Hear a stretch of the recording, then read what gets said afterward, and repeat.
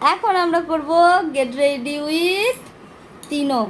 তো যাবো আমরা এখন ঘণ্টেশ্বর মন্দির, যার জন্য রেডি হব। Hey everyone, welcome back. আমি অর্পিতা, আবার একটা নতুন ব্লগে ওয়েলকাম। যাবো এখন ঘণ্টেশ্বর মন্দিরে, তিন বোনে রেডি হচ্ছে।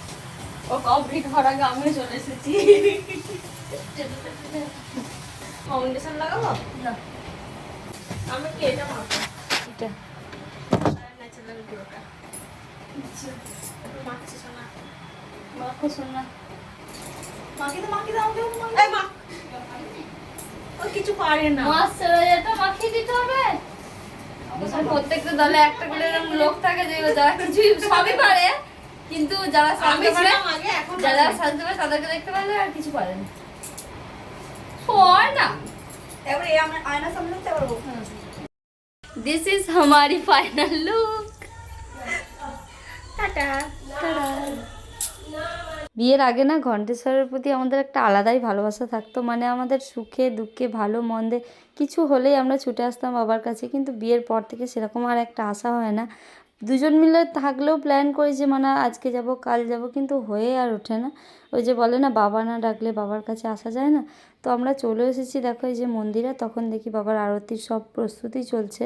আর এই সন্ধ্যের টাইমটা কিন্তু এখানটা দারুণ লাগে। বেশ চারিদিকে সব মন্দিরে আরতি হয়, আলাদাই একটা মানে মনের মধ্যে ফিলিংস কাজ করে। আর ঘণ্টেশ্বরে এলে তো এমনি মন একদমই শান্ত হয়ে যায়। আর এই মন্দির নিয়ে তো কিছু বলার নেই, বাবার মাহাত্ম্য আমাদের অনেকই।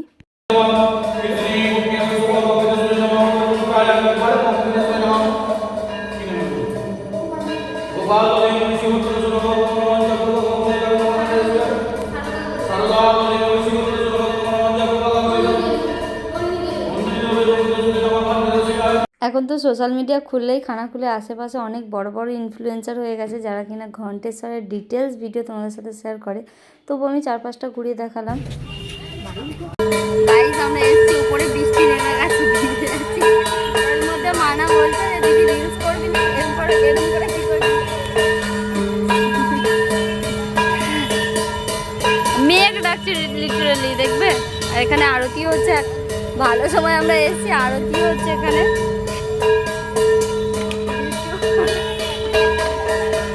আমরা যখন বাড়ি থেকে বেরোই তখনই বেশ ভালোই টিপটিপ করে বৃষ্টি পড়ছিল, তাও সাহস করে বেরোলাম। কিন্তু এখন দেখছি ভালোই বৃষ্টিটা বেড়ে গেছে।